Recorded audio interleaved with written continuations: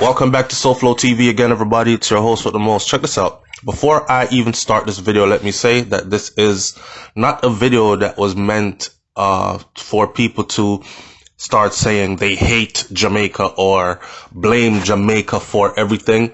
This has to do with traveling and taking precautions. So for those of you who are going to be packing your bags soon and going to some tropical area, especially in the Caribbean, particularly Jamaica, then I want you to pay attention to this. Okay, it was not splashed all over the front pages, but it happened. One person said, "Thank you for sharing this. My daughter also passed away last month, a few hours after returning from Jamaica. Within minutes after she came home, she said she had a really bad headache and she went to bed, and then she had a seizure, and she never had seizure issues before. So we rushed her to the hospital where she was pronounced brain dead. She too had just turned 26 years old on December 27th.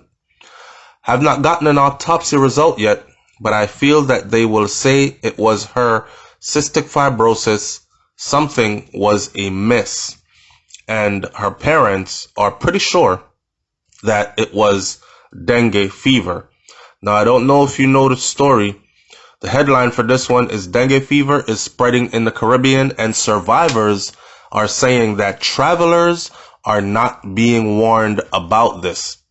Again, dengue fever is spreading in the Caribbean, and travelers are not being warned about this. Now, the first story I had about this it went something like this. It said that a 26-year-old Ontario woman, 26-year-old Ontario woman died after contacting dengue fever while attending a friend's destination wedding in Jamaica. Jody Dix from Toronto, Ontario, or Ontario, whichever one you say it. I know my Canadian people in the audience are going to be all up in arms about it, but she was from Canada. She contracted a severe case of dengue while attending her friend's destination wedding in Jamaica, and after spending a few days in the hospital, she was flown to a Florida medical center where she suffered 2 heart attacks, and she died in her mother's arms on January 26th. It is devastating, and we're in shock. It was like a nightmare, her stepmother, Kay Dix, said in a phone interview with ctvnews.ca. Jody had just paid off her new car. She had bought a condo. She was ready to marry and live her life with Carrie Walker and have children of her own. The family said that no one ever used terms like step parents or step siblings. Jody was a big part of a tight-knit family unit. You hear people say things like the sweetest soul, and she truly was.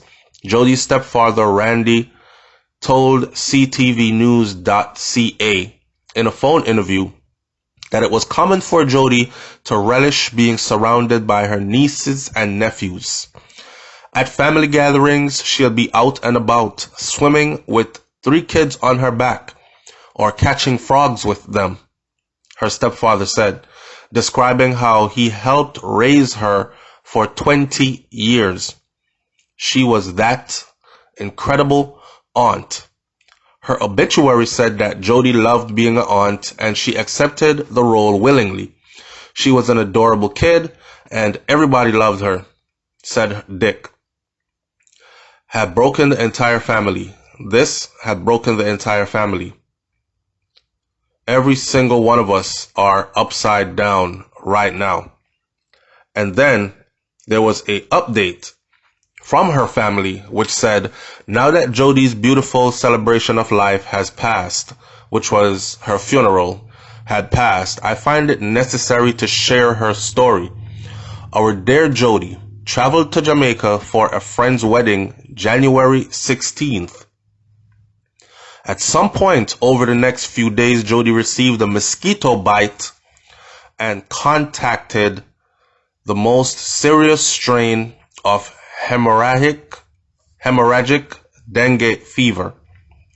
She was hospitalized in Jamaica, and the decision was eventually made to airlift Jody to a trauma center in Fort Lauderdale, Florida.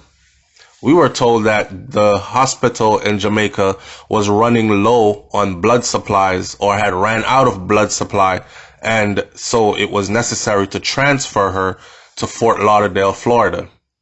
Now, of course, a lot of my people are going to say, wow, her parents had the resources to have her transferred to Fort Lauderdale, Florida when the blood supply ran low in Jamaica.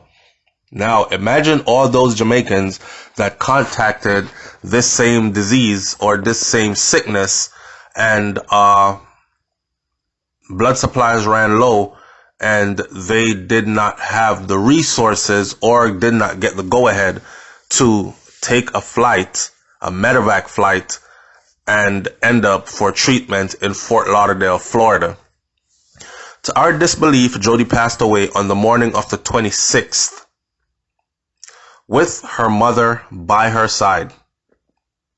So on the 16th, she went to a friend's wedding in Jamaica, right? And then ran into some trouble because she got bit by a mosquito, which left a rash. And they thought that it was just a rash from heat.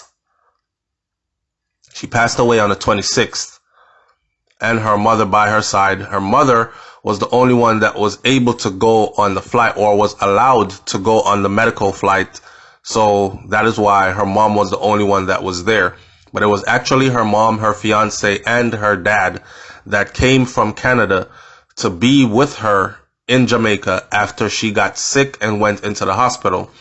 We were also told that she got so ill within a day or two of being bit by the mosquitoes that she did not recognize her friends that were around her, friends that she had came to Jamaica with, friends that she knew very well and was there to attend the wedding. She did not recognize them. She was so confused and dazed, right? To our disbelief, she passed away on the morning of the 26th with her mother by her side. We are so touched by the outpouring of support from family and friends in this time of darkness. Her celebration of life was fitting for such a beautiful soul. Hundreds attended. From the bottom of our heart, Christine and I would like to thank everyone. It is a new journey, and we will now walk together in life. We do want to share this story, and at this point, more importantly, share the risk of dengue fever. So let me pause by saying this. I don't want Jody's life to be in vain, and I feel some type of way because it happened in Jamaica. And I am a Jamaican, and Jamaica is a place that I truly love. It was my birthplace. It is my birthland. And of course, a lot of my family members are still there, and I am closely connected to Jamaica myself. So let's use this moment to do some awareness, to do some educating, okay? If you don't know what dengue fever is, then it's easy to go Google it and look it up and get in-depth details, which I would need to do a whole entire video to explain to you in details exactly what it is or how it attacks the body. But you should know that if you're going to go traveling into the tropical areas, then you might want to bring along some mosquito repellents. We are so touched by the outpouring support. And now he said that they're going to walk together in life, husband and wife, as they grieve and go through this new adjustment. We do want to share this story, and at this point, more importantly, share the risk of dengue fever. We were told by a doctor in Jamaica that it is a problem. The doctor used the term, it's an epidemic throughout most of the Caribbean and Mexico. Jamaica itself has seen thousands of cases in the last year alone, with many deaths associated with it. Please be aware and be safe. Most of us travel with suntan lotion and think very little of mosquito repellents or other preventative measures. It is a real problem, and if Jody's story can prevent any other family from the same fate, please share this broadly. If you travel south, make sure bug spray is a part of your travel items. From the bottom of your heart, or our hearts, thank you all for your comforting words at the most devastating time. We love you, Jody, and your passing will not be in vain.